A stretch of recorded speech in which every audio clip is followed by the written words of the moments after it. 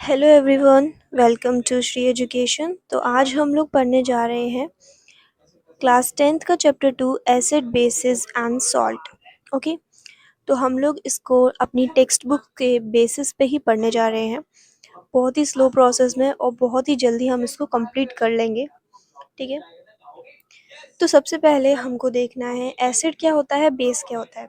तो सिंपली आप समझिए कि एसिड की फिजिकल प्रॉपर्टीज, और मतलब इसमें हम बेसिकली क्या देखने वाले हैं कि एसिड की और बेस की फिजिकल प्रॉपर्टीज और केमिकल प्रॉपर्टीज। ठीक है, सो सबसे पहले देखते हैं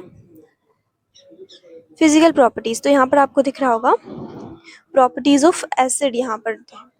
तो ये देखिए, ये हाइड्रोजन आयन प्रोड्यूस करता है जब हम इसको वाटर में डिसॉल्व करते हैं। यानी कि अगर हम एसिड को वाटर में डिसॉल्व करेंगे तो वो H+ आयन्स को वहाँ पर रिलीज करेगा, और H+ आयन बहुत ज़्यादा अनस्टेबल रहता है, तो वो H3O+ में हो जाता है, यानी कि उसमें कन्वर्ट होके आ जाता है। तो हम आगे देख लेंगे, ये रहा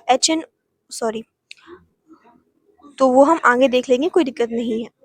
ठीक है, एसिड की प्रॉपर्टीज हम देख रहे थे। तो दूसरा है सोर इन टेस्ट, यानी कि इसका जो टेस्ट होता है वो सोर होता है। ये ब्लू लिटमस को रेड लिटमस में कन्वर्ट कर देगा और सॉल्यूशन को न्यूट्रलाइज कर देता है हाइड्रोक्साइड आयंस के। यानी कि सिंपली ये बोलना चाहते हैं जैसे कि एसिड H+ आयन, उसी तरीके से बेस हाइड्रोक्साइड आयन रिलीज करता है, तो बेस हुआ ना ये हाइड्रोक्साइड आयन।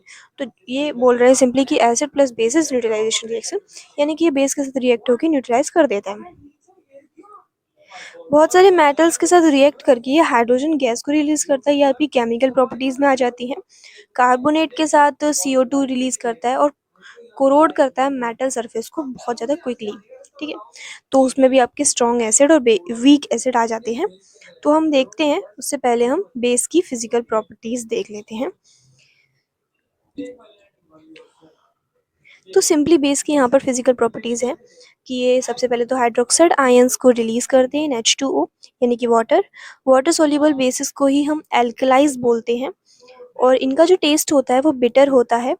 ये रेड लिटमस को ब्लू में कन्वर्ट करते हैं। ओके, न्यूट्रलाइज करते हैं सॉल्यूशंस कंटेनिंग H+ आयन, यानी कि न्यूट्रलाइज करते हैं when it is added to acid.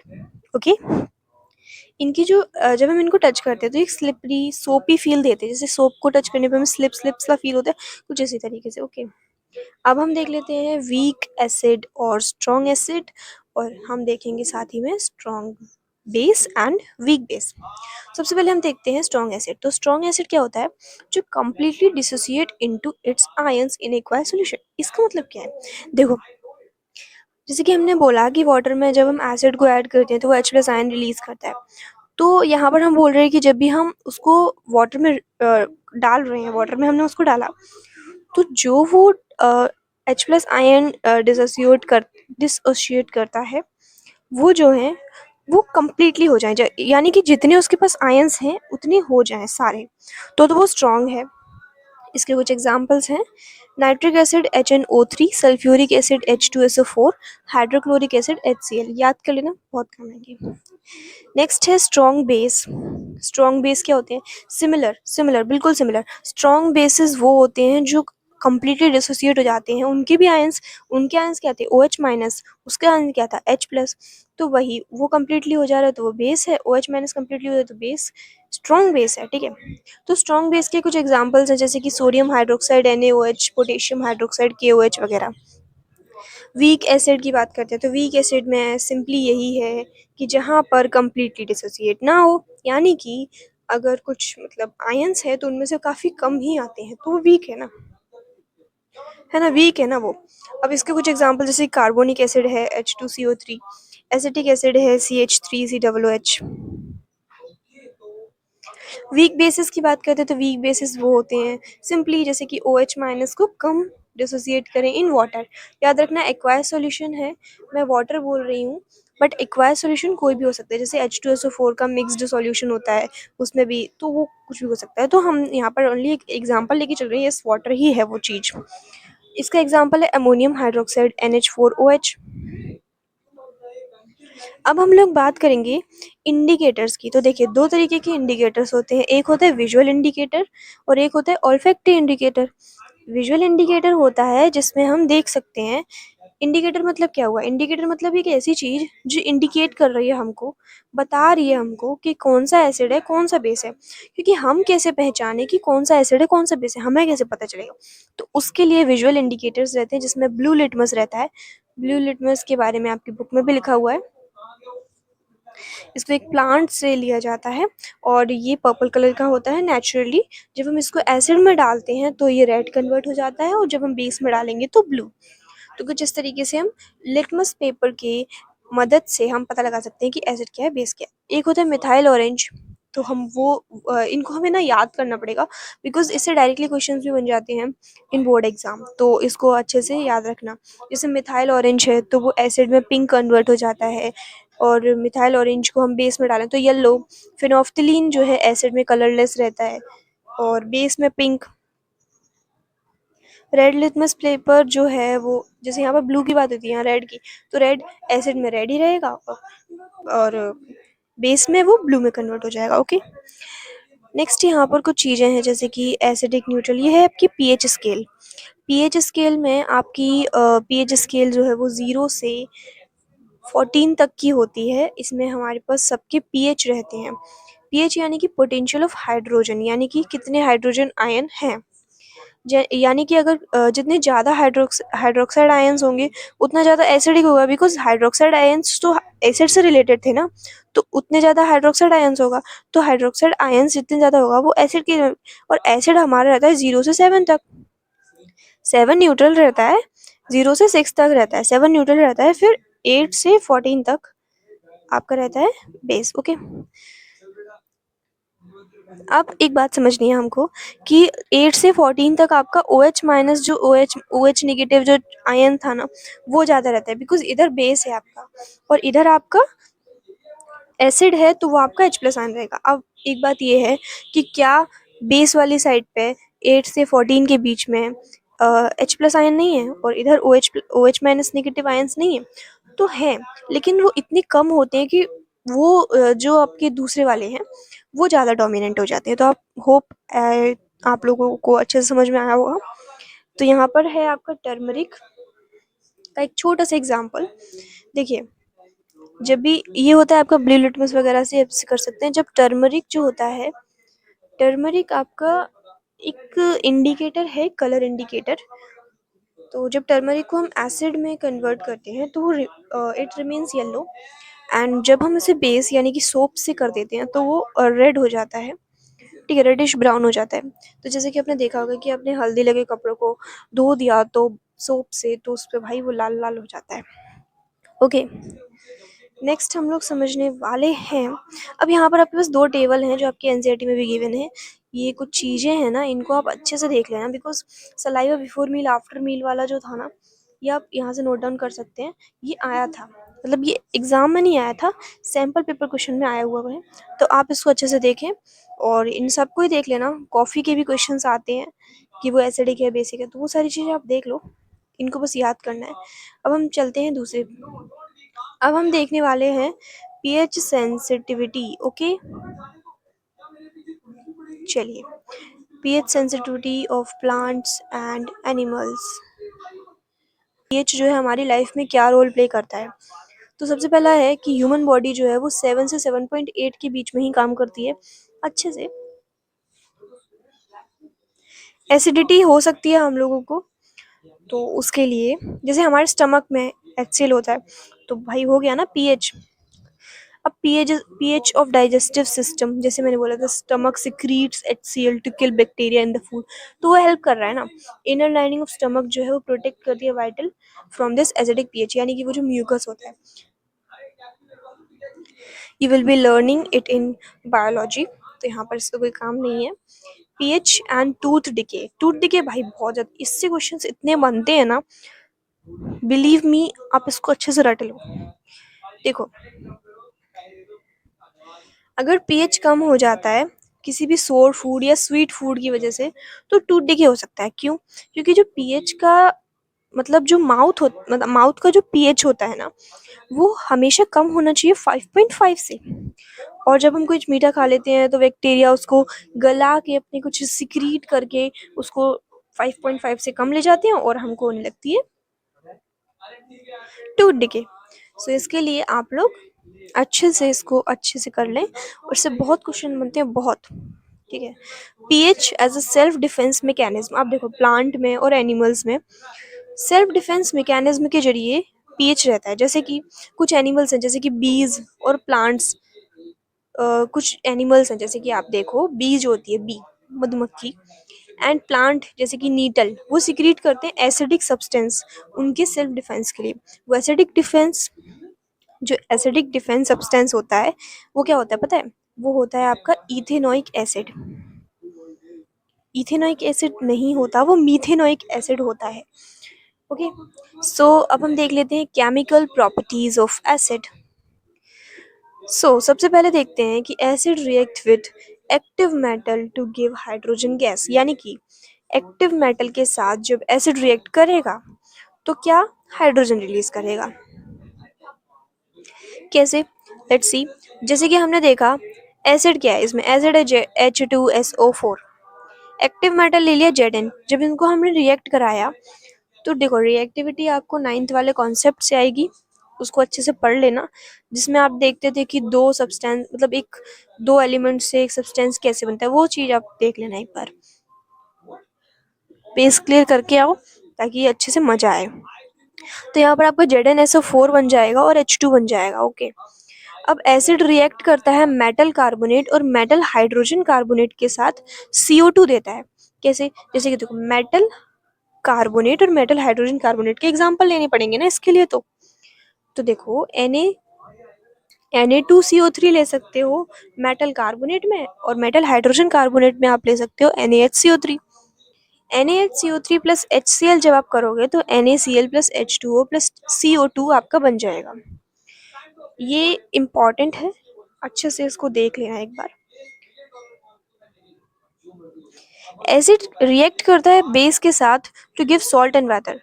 ये हमने फर्स्ट चैप्टर में भी पढ़ चुका है कि एसिड हमारा बेस के साथ रिएक्ट करता है, सॉल्ट और वाटर देता है, यानी कि सिंपली वो न्यूट्रलाइजेशन रिएक्शन कहलाती है। Reaction is called as neutralisation reaction. जैसे कि NaOH है आपका, क्या है बेस ना, HCl एसिड, इन दोनों को मिला के NaCl सॉल्ट बन गया, और H2 फेमस इक्वेशन, इसको भी अच्छे से देख लेना। एसिड रिएक्ट करता है मेटल ऑक्साइड के साथ, सॉल्ट और वाटर देता है। ये मतलब आप लोग इसको सॉल्ट सॉरी बेस वाली रिएक्शन से कंपेयर करके याद कर सकते हो। जैसे कि एसिड रिएक्ट कर रहा है मेटल ऑक्साइड से, मेटल ऑक्साइड यानी कि CuO। CuO is metal oxide ना, copper oxide, and H2SO4 hydrochloric sorry sulphuric acid. इसको हम जब रिएक्ट करेंगे ना तो बनेगा CuSO4 plus H2O। Okay. Next है आपके पास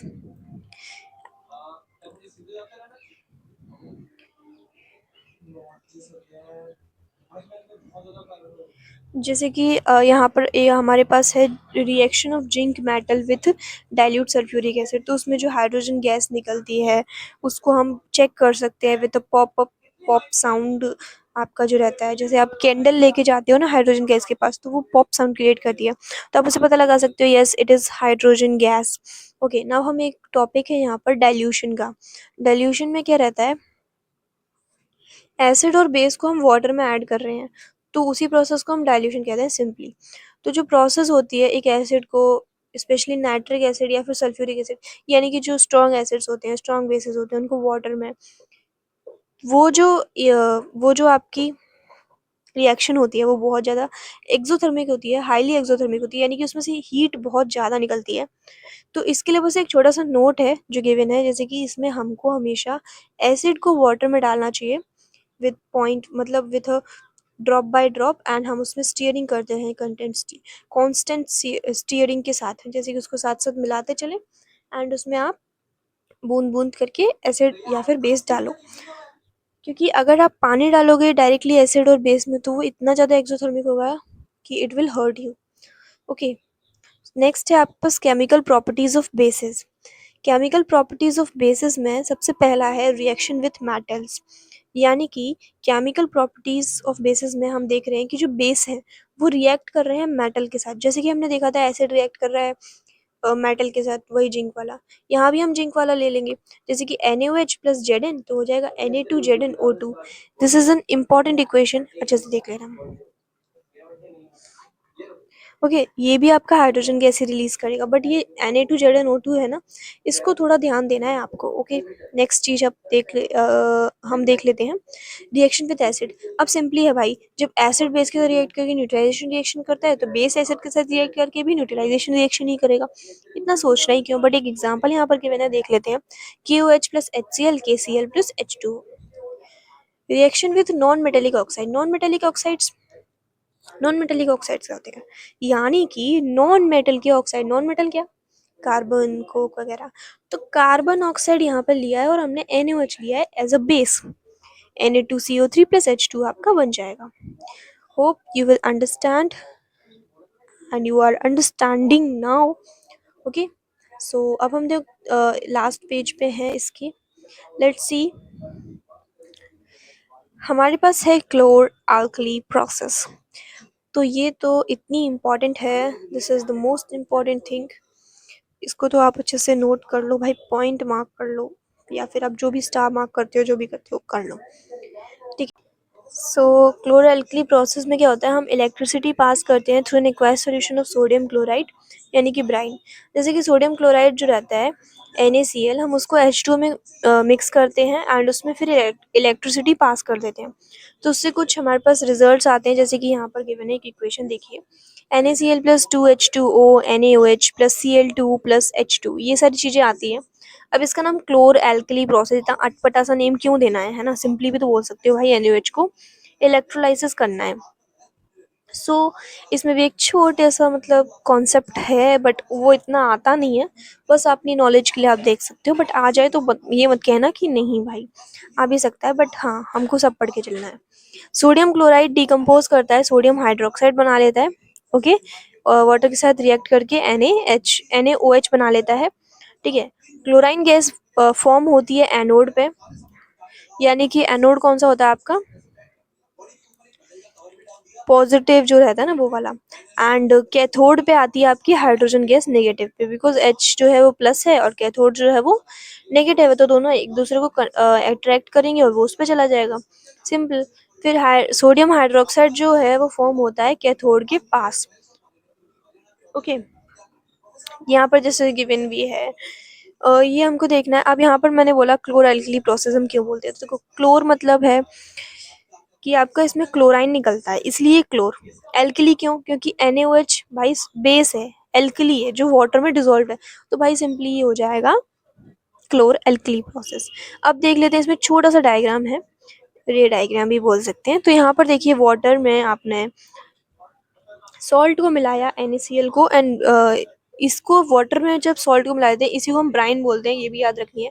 इलेक्ट्रिसिटी पास करी तो जो एनोड था उस पर क्लोराइन आई, और कैथोड पे आपकी हाइड्रोजन गैस आई, और उसी के पास कास्टिक सोडा आपका आया, ठीक है, caustic soda NaOH। Okay, next आप देखेंगे कि क्लोराइन जो है वो आपकी water treatment, PVC disinfectants, CFCs pesticides और इनमें यूज होती है। ओके, एंड हाइड्रोजन जो है वो fuel, margarine, ammonia for filters, इन सारी चीज़ों में यूज़ होती है। कास्टिक सोडा जो है वो डी ग्रीजिंग मेटल है, soap and detergents, paper making, artificial fibre वगैरह। हाइड्रोक्लोरिक एसिड जो है वो स्टील्स को क्लीन करता है, अमोनियम क्लोराइड कॉस्मेटिक, मेडिसिन वगैरह।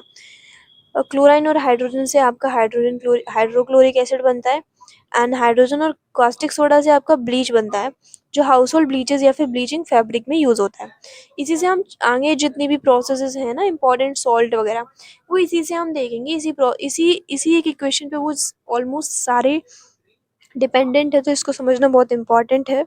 ओके, और हाँ, इसके जो यूजेस हैं, जैसे वाटर ट्रीटमेंट, PVC जो है ना, क्लोराइन वगैरह की, हाइड्रोजन, वो सारे बहुत आते हैं, तो इनको भी आप अच्छे से याद कर लेना। कुछ इंपॉर्टेंट सॉल्ट की बात कर लेते हैं फटाफट से। 4 हमारे पास सॉल्ट है। पहला है ब्लीचिंग पाउडर। ब्लीचिंग पाउडर में देखिए क्या होता है, ब्लीचिंग पाउडर का फॉर्मूला है CaOCl2, कैल्शियम ऑक्सीक्लोराइड। ये हमारा कैसे मिलता है, कैसे बनता है? तो सिंपली देखो, जो क्लोराइन गैस हमने ली थी, कहाँ से ली थी हमने? क्लोरएल्किली प्रोसेस से जो क्लोराइन गैस ली थी, उसको ही हमको पास करना है स्लेग लैम्प से। स्लेग लैम्प क्या होती है? अब ये स्लेग लैम्प क्या होती है? ये होती है CaOH होल ट्वाइस। आपने फर्स्ट चैप्टर में ये पढ़ा होगा, ठीक है। अब CaOH होल ट्वाइस में आप Cl2 को पास कर रहे हो, तो क्या बन रहा है? CaOCl2 प्लस H2O, ठीक है। CaOCl2 क्या है? Bleaching powder. ब्लीचिंग पाउडर क्या है भाई? यूजेस बताओ इसके, है ना? हमने बना लिया, इसका यूज क्या है? इसको रखे रहे? नहीं नहीं, इसका यूज है, ये डिसइंफेक्टेंट है, जर्मिसाइड है, और मतलब ये क्या करता है? ड्रिंकिंग वाटर को क्लीन कर देता है, उसको डिसइंफेक्टेंट कर देता है, उसमें से कीड़े मकोड़े हटा देता है, जर्म्स हटा देता है। मैन्युफैक्चर करता है क्लोरोफॉर्म। सिल्क को, कॉटन को, लिनन को, वूल को फैब्रिक इंडस्ट्री में यूज होता है for bleaching. Wood pulp paper industry में भी यूज होता है for bleaching. Oxidising agent use होता है इन केमिकल इंडस्ट्रीज। बस इतना याद करना है, बस इतना याद करना है, ओके। अपने कैसे भाई? आपको याद करना है अपने एग्जाम के पॉइंट ऑफ व्यू से। कितना पढ़ना है उतना ही पढ़ो ना, क्यों उतना पढ़ना है? अगर उतना पढ़ना भी है, चलो अभी तो आपकी ईयर स्टार्ट हुई है, बट स्टिल ये वीडियो आपको एंड तक हेल्प कर सकती है, बिकॉज इसमें बहुत ही शॉर्ट वीडियो में आपको पूरा चैप्टर एक ही वीडियो में खत्म है, वो भी इतने स्वीट एंड स्वीट। इसमें आपको कुछ भी मतलब वो चीज़ें नहीं मिलेंगी जो नहीं पढ़नी चाहिए। और ये पूरा NCERT से एक्सट्रैक्टेड है, और पूरा ऑफिशियल केंद्रीय विद्यालय से ही आया है। तो बेकिंग सोडा की बात करते हैं। बेकिंग सोडा का फॉर्मूला है NaHCO3। इसका नाम है सोडियम बाइकार्बोनेट, ओके। अब बेकिंग सोडा क्या होता है भाई? बेकिंग सोडा वो होता है, बेकिंग सोडा को कैसे बनाएंगे? तो बेकिंग सोडा को बनाने से पहले जरा ये समझ लीजिए बेकिंग पाउडर क्या होता है। बेकिंग पाउडर सोडा में कन्वर्ट ना हो, कंफ्यूज ना होइए। बेकिंग पाउडर जो होता है वो होता है, बेकिंग पाउडर में आपका baking soda plus tartaric acid रहता है। क्या रहता है? प्लस टार्टरिक एसिड रहता है, ओके। इसके बाद हम देखते हैं NaCl प्लस H2O, यानी कि NaCl प्लस H2O क्या लिया? ब्राइन, याद है? ब्राइन। ब्राइन में हमने क्या किया? कार्बन डाइऑक्साइड गैस रिलीज की, और NH3 क्या? अमोनिया। इससे आपका बना NH4Cl, नाइट अमोनियम क्लोराइड, और आपका NaHCO3। NaHCO3 क्या? Baking soda. बेकिंग सोडा बन गया। अब क्या है इसके यूज? देखो, ये लाइटन करता है टेक्सचर को, और इंक्रीज करता है volume of various baked food. अरे वो कहते नहीं है, जैसे कि बेकिंग सोडा डालने से कोई भी चीज फूल जाती है, केक वगैरह में डलता है ना, स्पंजी बना देता है ये। क्यों स्पंजी बना देता है भाई? देखो ध्यान से, स्पंजी इसलिए बना देता है क्योंकि कार्बन डाइऑक्साइड जो प्रोड्यूस होती है इस रिएक्शन में, और ये ब्रेड में या फिर केक में एक राइस बना देती है, उनको स्पॉट सॉफ्ट और स्पंजी बना के। आप ये जो रेड कलर से लाइन लिखी है, इसको आप अच्छे से पढ़ना। यूज्ड इंस्टेड ऑफ ईस्ट, इसको हम ईस्ट की जगह यूज कर देते हैं, एंटासिड की तरह इन एसिडिटी यूज कर लेते हैं। नेक्स्ट है plaster of Paris. Plaster of Paris है आपका CaSO4.12H2O, कैल्शियम सल्फेट हेमीहाइड्रेट। इसको हम जिप्सम को हीट करते हैं एट 373 K या फिर 100 डिग्री सेल्सियस पर, तो आपका बनता है CaSO4 plus half H2O, okay. जैसे CaSO4 2H2O आपका है जिप्सम, इसको आप हीट करोगे तो आपका CaSO4.12H2O प्लस 1.5H2O मिलता है। ये आपको कास्ट या पैटर्न्स, मोल्ड्स और स्टैचूज बनाने में यूज होता है। सीमेंट ऑर्नामेंटल कास्टिंग बनाने में यूज होता है, जिस इसको हम POP बोलते हैं। फायर प्रूफिंग मटेरियल में और चॉक्स को बनाने में यूज होता है। हॉस्पिटल में यूज होता है बोन फ्रैक्चर को सीधा करने में ना, बोन के फ्रैक्चर में ये यूज होता है। वॉशिंग सोडा, वॉशिंग सोडा है Na2CO3.10H2O। Sodium carbonate decahydrate. देखो सोडियम कार्बोनेट डेकाहाइड्रेट के दो स्टेप्स हैं। पहला तो जो आपने NaHCO3 पाया ना, बेकिंग सोडा जो था, उसको आप लोगों को हीट कर देना है, तो आपको Na2CO3 plus H2O plus CO2 मिलेगा। यहाँ से जो आपको Na2CO3 मिल रहा है, आप उसमें 10H2O ऐड कर दीजिए, तो आपके पास मिल जाएगा Na2CO3.10H2O। ये आपको glass, soap and paper industry में यूज होता है। मैन्युफैक्चर में यूज होता है ऑफ सोडियम कंपाउंड्स, जैसे कि बोरेक्स वगैरह। डोमेस्टिक क्लीनिंग पर्पसेस में यूज़ होता है and permanent hardness of water को भी रिमूव करता है। तो आई थिंक यहाँ पर चैप्टर ख़त्म। तो this was our chapter in a very short video, and I think you understand it। and अगर आप लोगों को कोई भी इम्प्रूवमेंट ऐसा लगता है कि yes I can do, so just suggest. And अगर आप लोगों को कुछ भी इम्प्रूवमेंट लगता है, आप लोग फीडबैक दीजिए। आप लोग जो भी सजेशन देंगे हम लोग उनको अच्छे से पढ़ेंगे, आपके कमेंट्स को पढ़ेंगे एंड हम ट्राई करेंगे और भी अच्छा करने के लिए, और भी अच्छा कंटेंट लाने का ट्राई करेंगे। अगर आपको कंटेंट नहीं अच्छा लगा तो आप नहीं है, कोई बात नहीं, हम और भी अच्छा ट्राई करेंगे। बाकी आप लोगों को अभी के लिए स्क्रीनशॉट्स लेने हैं तो आप ले सकते हैं, सिंपली यहाँ से ले लीजिए। ये ले लीजिए, इसका हो गया, इसका ले लीजिए। अब इसका ले लीजिए। ये बहुत ज़्यादा शॉर्ट नोट्स हैं, मतलब आप समझिए, आपके लिए केंद्रीय विद्यालय संगठन से आपके लिए मैं पूरे के पूरे पीडीएफ्स ला के दे रही हूँ। तो just study and do well and hope you will do in exam very very very very nice. तब तक के लिए बाय, टेक केयर एंड फिर मिलते हैं एक नई और उम्मीद भरी वीडियो में। Thank you so much for watching. हाँ, एक चीज़ और, सब्सक्राइब मत करना, ऐसा तो नहीं बोलूँगी ना, सब्सक्राइब कर